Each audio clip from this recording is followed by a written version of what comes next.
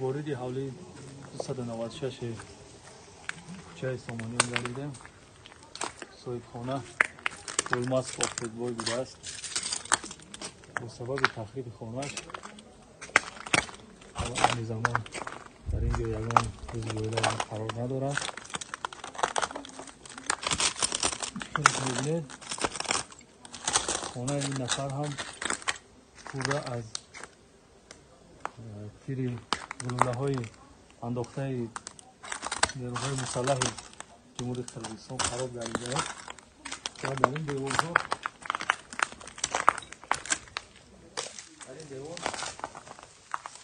اینا همش اثرهای پاره های گلوله هستند. گلوله های پاره شونده انداختن نظامی قرقیزستان.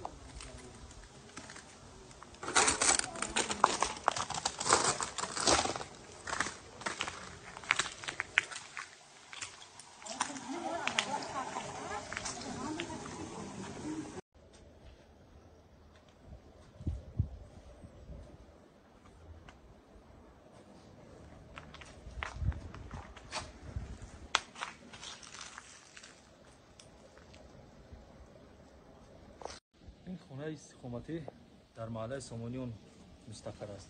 متاسفانه از سبب آنکه خانه هایشان را نظامی قرقیزستان خراب کردند، آتش زده پوره بلندگو کردند، یگان استقامت کننده این خانه را پیدا کرده نتوانستیم. این حولی به مراد فابی جان تعلق دارد.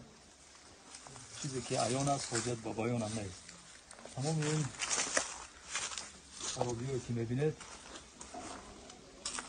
دست نظامیان قرقیزستان است.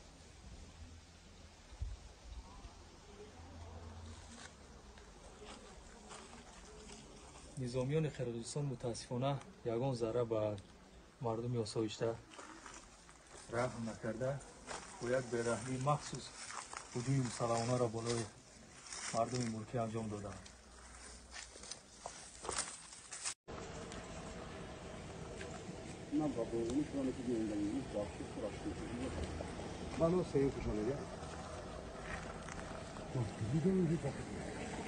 آنها واقع‌بینانه و منصفانه.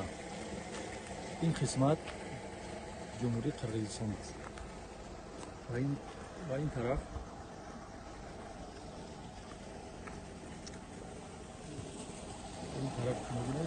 جمهوری تاجیکستان. اکنون با خانه های مردم قرقیز نظر کنید و با خانه های مردم تاجیک